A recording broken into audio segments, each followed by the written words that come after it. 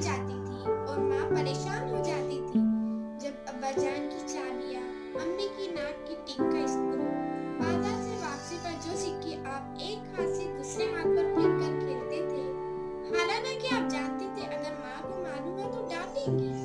वो सब गायब हो जाते थे, ऊपर चले जाते होंगे।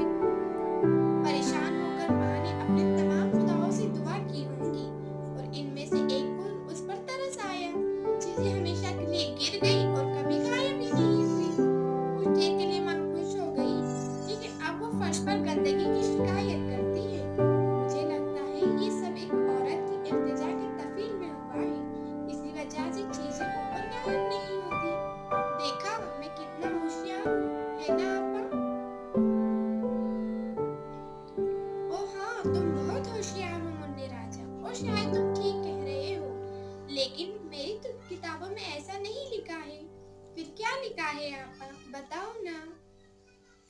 यहाँ आओ मुन्ने राजा, मैं तुम्हें बताती हूँ कि इसमें क्या लिखा है।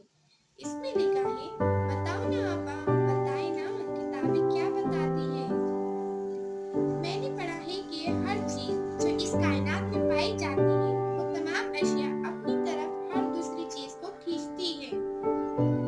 वो कहने लगे कि बड़ी चीजों की ताकत छोटी चीजों से कहीं ज्यादा होती है।